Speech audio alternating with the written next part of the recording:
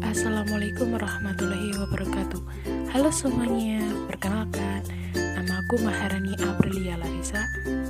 Saya ada di kelas 2E PGS di NPM 2014-06-02-47. Saya berasal dari Universitas Nusantara PGRI Kediri. Oke, pada video kali ini kita belajar pada bidang matematika. Nah, untuk materi pertama, kita belajar mengenai pembuktian teorema Pythagoras. Kalian tahu nggak sih apa itu teorema Pythagoras? Teorema Pythagoras merupakan teorema yang familiar di bidang matematika. Selain itu, teorema Pythagoras merupakan suatu teorema yang berlaku pada segitiga. Nah, bangun geometri bisa dikatakan Pythagoras apabila sisi miring segitiga siku-siku sama dengan jumlah kuadrat sisi lainnya. Oke, supaya lebih memahami maksud dari teorema Pythagoras, kita bisa melakukan pembuktian. Selanjutnya mengenai sifat teorema Pythagoras. Nah, sifat teorema Pythagoras yaitu hanya untuk segitiga siku-siku. Nah, minimal dua sisinya dapat diketahui terlebih dahulu. Untuk rumus teorema Pythagoras yaitu A kuadrat plus B kuadrat sama dengan C kuadrat, atau sisi miring kuadrat ditambah sisi alas kuadrat sama dengan sisi tegak kuadrat. Nah, untuk fungsi teorema Pythagoras yaitu untuk menentukan panjang salah satu segitiga siku-siku yang tidak diketahui.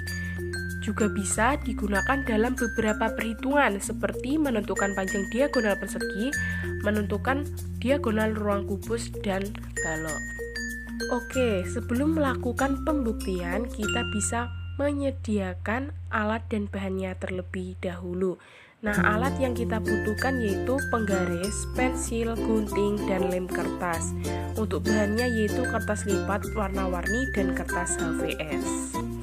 Langkah pertama untuk melakukan pembuktian teorema Pythagoras yaitu pada kertas HVS, gambar segitiga siku-siku dengan panjang masing-masing sisinya 9 cm, 12 cm, dan 15 cm. Setelah itu, pada masing-masing sisi segitiga, kita gambar persegi. Nah, selanjutnya buat persegi satuan dengan ukuran 3 x 3 cm dari kertas lipat. Misal warna merah, minimal 32 persegi satuan. Lalu kita tempelkan pada persegi A hingga menutupi seluruh permukaannya. Oke, langkah selanjutnya sama dengan langkah sebelumnya. Tapi bedanya di sini kita bisa menggunakan kertas lipat warna biru dengan minimal 18 persegi satuan. Nah, setelah itu tempel pada persegi B hingga menutupi seluruh permukaannya. Nah, pada persegi C kita tempelkan persegi satuan warna merah sebanyak yang ditempel pada persegi A dan menempel persegi satuan warna biru sebanyak yang ditempel pada persegi B hingga menutupi seluruh permukaan persegi C. Nah, dari pembuktian di atas dapat kita simpulkan sebagai berikut. Oke, untuk materi selanjutnya mengenai pembuktian rumus keliling dan luas bangun datar. Nah, apa sih bangun datar? Bangun datar merupakan salah satu materi penting dalam pembelajaran matematika. Bangun datar merupakan bangun dua dimensi yang terbentuk dari kumpulan sisi-sisi yang terhubung menjadi suatu bangun tertutup. Bangun datar dapat diklasifikasikan berdasarkan panjang sisinya menjadi bangun datar beraturan dan bangun datar tidak beraturan.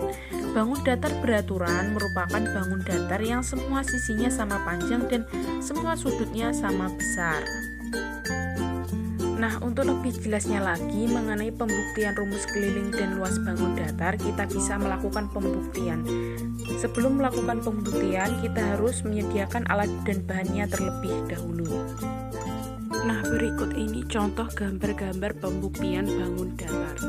Oke, jadi kesimpulan mengenai pembuktian rumus keliling dan luas bangun datar yaitu pada setiap bangun datar umumnya memiliki alas, tinggi, lebar, dan panjang. Selain itu, setiap bangun datar juga saling berhubungan. Contohnya pada kegiatan pembuktian rumus keliling dan luas hampir selalu mengacu pada bangun persegi panjang. Oke, yang selanjutnya mengenai pembuktian luas permukaan bangun ruang. Nah, apa sih bangun ruang? Bangun ruang merupakan bangun 3 dimensi yang disusun dari susunan beberapa bangun datar yang membentuk suatu ruang di bagian dalamnya. Nah, beberapa bangun ruang ada yang memiliki nama khusus yang sudah tidak asing seperti lingkaran, kubus, balok. Ada yang memiliki nama namun tidak terlalu familiar untuk orang awam seperti tetrahedron dan ikosahedron. Nah, berikut ini jaring-jaring bangun ruang untuk melakukan pembuktian luas permukaan. Nah, sebelum melakukan pembuktian, kita harus menyediakan alat dan bahannya terlebih dahulu. Oke, jadi kesimpulan mengenai pembuktian luas bangun ruang yaitu kita dapat menentukan luas permukaan setiap bangun ruang dengan menggunakan jaring-jaring, di mana kita dapat menghitung luas dari masing-masing sisi bangun lalu mengakumulasikannya menjadi satu. Oke, untuk materi selanjutnya mengenai pembuktian volume bangun ruang. Apa sih volume? Volume adalah ukuran atau besaran ruang yang dibatasi oleh bangun datar yang mengelilinginya. Nah, untuk lebih jelasnya lagi mengenai pembuktian volume bangun ruang, kita bisa melakukan percobaan di rumah. Nah, sebelum melakukan percobaan, kita harus menyediakan alat dan bahannya terlebih dahulu. Berikut ini contoh pembuktian volume bangun ruang. Oke, jadi kesimpulan mengenai pembuktian volume bangun ruang yaitu dalam menentukan volume setiap bangun ruang, kita dapat membuktikannya dengan menggunakan dua bangun yang memiliki sisi yang sama atau yang saling berhubungan, di mana kita dapat menghitung volume dari masing-masing bangun lalu mengakumulasikannya menjadi satu.